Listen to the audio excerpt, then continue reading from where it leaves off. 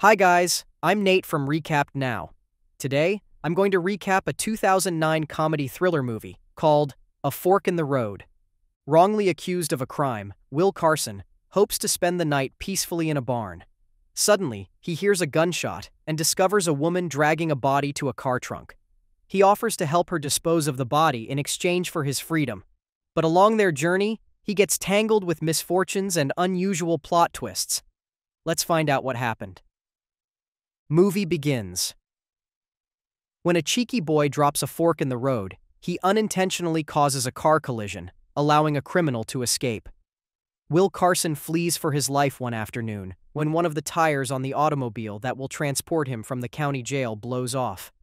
Sheriff Thompson orders his crew to look for him because he has been missing and is believed to pose a threat to the residents.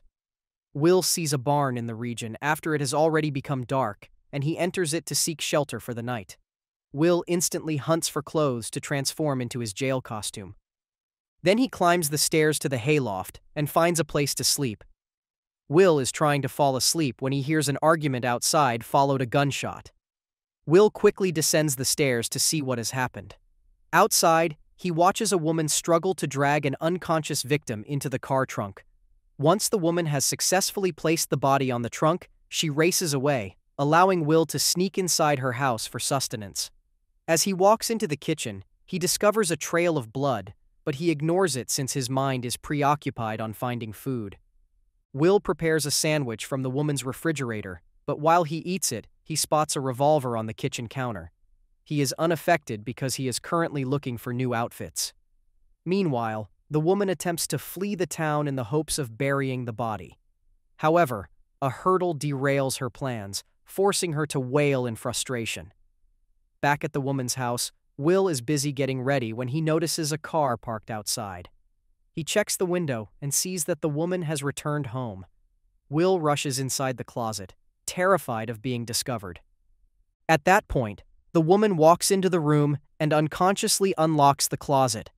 The woman flees, terrified of the intruder, but May pursues her, fearing that her screams may warn anybody who hears them. Will subdues her on the floor and reveals that he is an escaped felon. While he's at it, he issues her a half-baked threat to keep her from acting inappropriately. Because of his comments, the woman gives in and asks him what he needs. Will lists his necessities, including money, clothing, food, and a way out of town. The wife, wanting him to leave, allows him to take all he needs. When the two get up off the floor, a car distracts them, prompting them to investigate who it could be. The woman hastily hides and informs Will that it is the sheriff. Will, realizing he is the target, tells the panicked woman to deal with him and urges her not to let him in. At the front door, the woman converses with the sheriff as if she had never seen the prisoner. Her front persuades the sheriff, so he only advises her on safety procedures and promptly departs. Shortly later, the woman informs Will that the police have notified all locals and closed all roads. She reluctantly blames his presence for thwarting her intentions to dispose of the body. Will is offended by her statements, so he stresses her inadequacy in carrying out her plan. Now it's her turn to be insulted, prompting her to chastise him for not knowing anything about what transpired previously. Will has already moved on from the subject and is eager to leave the place. As a result, he asks her if there is another way out of town, which she verifies. However, she is worried how safe it is, especially at night, and refuses to drive there. Will, frustrated, crumbles his wanted poster and forcefully throws it away. After gathering his thoughts, Will informs her that he must go for Mexico and makes a deal with her. He offers to help her dispose of the body if she helps him leave. The woman attempts to reject, but Will's patience is running thin. As a result, he scolds her, warning her that if they continue to dispute instead of going, the police will track him down in her home. When Will arrives at an isolated forest, he begins digging a hole for the dead. But while he does so, he wonders why the woman killed the man. She responds tiredly, "I had no intention of shooting you." Will finds her response ludicrous, so he instructs her to take her turn digging. A few seconds later, the two carry the body to the grave and swiftly drop it inside. Will hopes that the man deserves his fate, and the wife agrees. Will asks if she wants to say anything to the body after hearing her cruel comments, but she simply stomps away. Suddenly, the man grabs Will from behind and starts attacking him. The woman is astonished to see that the man is still alive, so she immediately seeks for a weapon that can subdue him. While she is away, the man overpowers Will and climbs out of the grave. When the man regains his footing, he yells out her name, which turns out to be April Dumas. But before he can make another threat, April knocks him unconscious with a shovel. Although the man is unconscious, April's wrath drives her to continue attacking him. Will interrupts, perplexing her, especially because he will undoubtedly end their lives when he wakes up. For him, it's fortunate that he's still alive since he believes he's her husband and that they can just reconcile. April emphasizes that he is not her husband because she is married to Carl Dumas, whilst the unconscious man's name is Martin Cheater, an insurance agent. Will is perplexed, asking why she shot him if he isn't her spouse. She claims Martin extorted her money by threatening to reveal their revealing images to her husband. She emphasizes that the images were faked and taken without her knowledge after he poisoned her drink.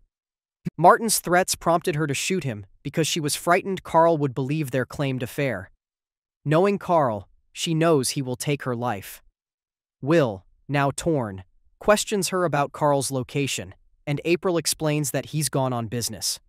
Shortly later, Will places Martin's body in the trunk and enters the car.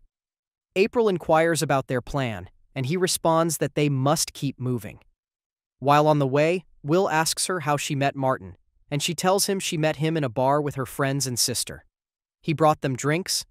After a while, they acquire a motel room, where Will takes Martin inside while April inspects the trunk. She runs inside and shows Will the images she discovered in Martin's binder. April is not the only victim of Martin's perverted actions. One of her pals has also met the same fate. After looking through the photos, Will speculates that Martin may have duplicates on his computer, which causes April even more concern. Then he scans a notebook and sees that it has various women's names and phone numbers. Will then instructs April to guard Martin while he goes to get some dinner. April complains that she does not want to be alone with him, but Will does not listen because Martin is her problem, not his. April, still apprehensive, asks him what they plan to do about Martin's possible escape. Left with little alternative, the two securely tape Martin to the toilet bowl, preventing him from escaping. April can't resist the urge to urinate after Will leaves, but she has no idea where to go. Martin tries to find a way out of the bathroom when he finds the loose bolts on the toilet. As a result, he attempts to use the toilet to snap them. April walks in and covers his head with a towel while he is still in the process. Then she goes into the bathtub to relieve herself. Despite her efforts, April is unable to urinate because Martin's presence distracts her. As a result, she rushes out of the room and heads outside to urinate. Now alone, Martin successfully breaks the bolts, giving him a sense of accomplishment. However, his win comes to an end as he slips and falls down the tub. His head accidentally touches the faucet, resulting in an unrestrained gush of water. April, on the other hand, returns to her room after urinating and amuses herself by watching television. Will comes just in time to deliver the lunch and check on her. April responds that she is all right, and they proceed to feast. Unbeknownst to them, Martin is drowning while they eat. When Will reaches for a drink, he discovers water spilling underneath the bathroom door. He queries April about what she did to provoke such an incident, but she is bewildered. Suspicious, the two investigate inside and discover Martin's unusual but tragic fate. The two immediately exit the restroom, concerned about how they will dispose of Martin's body now that he has died. Will is forced to erase any evidence of Martin's death. A few moments later, Will carries Martin's body, and April assists him in placing it in the car's trunk. They then flee the motel in search of a suitable location to bury Martin. The next day, the two arrive at a lonely region, which Will feels will be ideal for burying Martin. Will starts to dig a hole, but the ground is too dense, making it impossible for him to penetrate. Without a choice, the two resolve to dispose of Martin by driving his car off the cliff. To carry out their strategy, they begin cleaning off their fingerprints from the vehicle. April suddenly receives a call from Carl. During their talk, Carl checks on her, but April claims she is out running errands. She wonders when he will return, and Carl says he is unsure because he is still working. Carl, unbeknownst to April, is not working on his business. Instead, he is messing around with his mistress. Moments later, Will places Martin in his car and includes all of the stuff that will make it appear that he committed himself. Then he starts the car's engine and watches the situation unfold. Martin's automobile eventually falls down the cliff, providing the two with a little respite. While they recover, Will discusses purchasing a second-hand automobile as a getaway vehicle to Mexico using April's credit card. With their topic, April notices her pocketbook is missing and recalls leaving it in Martin's car. Will inquires whether her pocketbook contains all of her monetary goods, to which April shyly confirms. Despite his irritation, Will leads the way down the edge to retrieve April's pocketbook. Martin's automobile explodes at the bottom, disrupting Will and April's preparations. As they return to the top, Will admits that he is beginning to believe that being in prison is preferable to their current condition. April is curious and asks him what he did to land in prison. Will admits that he was wrongfully charged with a crime that he did not commit. He tells how he was giving a ride to a friend when he realized he was stealing a liquor store and shooting a man. Despite his innocence, Will was convicted and sentenced to 15 years in prison. April begins to feel awful for him, so she offers him her automobile as a consolation. Will is grateful, but he is concerned that Carl will be enraged when he realizes the car is missing. Still, April insists he accepts it and assures him that dealing with Carl would be her responsibility, not his. Meanwhile, at April's house, Carl comes with flowers in his hands. He phones for April, expecting to inform her of his arrival, but no one answers. As a result, Carl enters their bedroom, only to be greeted with the room's disarray. He searches the scene, his sight settling on a man's underwear on the floor. As a result, Carl believes April is having an affair behind his back. Carl goes to their kitchen to find more evidence of April's infidelity, where he discovers copies of her intimate images with Martin. Infuriated, Carl returns to their bedroom and searches for his gun, intending to confront Martin about molesting his wife. However, he realizes that his gun is missing, prompting him to discard its case. Soon after, Carl rushes to Martin's house and storms inside, but Martin is nowhere to be found. Carl decides to go to his office, but he can't find him. April, on the other hand, wakes up after a swim and lets her attention drift to Will's body. April breaks out of her trance and begins to get dressed, unconscious that Will is observing her. Once dressed, the two hitchhike back home. After his failed chase of Martin, Carl comes home and attempts to call April's phone. However, she does not respond because her phone is immersed in the water. Meanwhile, April and Will successfully return to the property, only to learn that Carl has returned.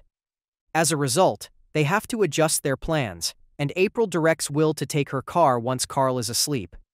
Will states that now that his leaving is confirmed, they will not see each other again. When April agrees, an undeniable tension develops between them. However, instead of pursuing it, she abruptly shakes his hand and wishes him luck on his voyage to Mexico. After that, the two parted ways. April walked towards her house, while Will went to the barn. Inside the barn, Will climbs the hayloft and lies down to rest. He unexpectedly overhears a fight between April and her husband. Will arrives just in time to stop Carl from hurting April any further. However, Carl overpowers him and is about to attack him when April smashes him with a bottle of vodka, putting him out. Due to the unexpected turn of events, the two decide to explain everything to Carl while he is safely taped to the sofa. When Carl remains doubtful, April agrees to accompany him to the location of Martin's body. Meanwhile, in the sheriff's office, Detective Ross informs Sheriff Thompson that he discovered countless images of naked women on Martin's computer. As a result, he suspects himself of pimping them. Thompson, like him, discovers something intriguing with another person of interest, Carl. Carl has a previous criminal record for domestic assault on his wife. With that, the two proceed to interrogate him to find out why he's so obsessed with finding Martin. Shortly after, the two break into the Dumas' house and discover it in disarray. Ross and Thompson observe the images, the duct-taped sofa, and the dried blood on the floor. Upstairs, Thompson discovers the couple's disheveled bedroom with the gun casing beside it, leading him to believe Carl killed Martin out of jealousy. Back in the lonely terrain, April and Will help Carl descend the cliff. When they arrive, the trio is perplexed as to why Martin's torched automobile is nowhere to be discovered. Carl laughs with amusement and begins to berate April. Will, determined to establish his argument, informs him that the burn and tear traces are still visibly on the ground. Carl isn't interested in listening to them, so he grabs the flattened can and flees. Will and April discover what he's done and decide to check on him to make sure he's not hurting himself. However, when they reach the bush, Carl is disappeared. Will discovers the shredded bits of duct tape and realizes Carl has escaped. As a result, they dash up the cliff, trying to get into the automobile before he arrives. Unfortunately, Carl is already driving the vehicle, so they must travel on foot. On the road, Carl notices that a police car is following him and quickly stops driving. He expresses his joy at seeing the police and hopes to report his wife's alleged crookedness. However, things do not go his way because he is the officer's intended target. Following Carl's arrest, Sheriff Thompson and Detective Ross question him about Martin's death. Carl realizes April is telling the truth during the interview when Thompson reveals that they discovered Martin's body and car beneath the rock. A few moments later, Carl telephones his mistress, Nola, and begs her to testify that they were together when Martin died. The next day, Will and April pay a visit to her sister and stay a few days at her place. Things grow more interesting when it is revealed that April's sister is Carl's mistress. Nola is astonished to see April instead of Carl, but she manages to hide her disappointment and express worry for her sister. Following their reconnection, April informs Nola about her problem, and she offers to assist Will in reaching Mexico. However, she clearly dislikes Will, so she orders him to get them a glass of water. While the sisters talk, Will completes his duty, but he notices the sheriff's car outside. He immediately notifies the two to the sheriff's presence, prompting Nola to urge them to hide while she deals with Thompson. Panicking, April encourages Will to hide in the closet, believing it will be safer. Another tension between them builds as a result of their awkward hiding place, and they are doing everything they can to resist. Even if they try to resist the temptation, it is too strong, and they eventually kiss. Because they're both revved up, Will accidentally smashes a canvas from above, causing some of Nola's goods to fall. April recognizes that the canvas has a familiar painting, so she turns on the lights. This leads the two to conclude it's the painting from Martin's staged images. To back up their suspicion, April sets it on the bed, and Will shows her copies of the images from Nola's box. April pulls together the information and realizes that Nola is Martin's collaborator in extorting women. Infuriated, she wants to confront her sister, but Will stops her because it will expose them to Thompson. Coincidentally, more proof of Nola's depravity surfaces when her phone voicemail exposes Carl's lovely call to her. After her interview with Thompson, Nola returns to her bedroom, only to find that April has learned her terrible secret.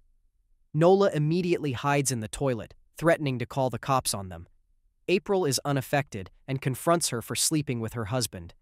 When she refuses to leave, Nola threatens to shoot both her and Will. This time, Will persuades April to leave by offering her to accompany him to Mexico.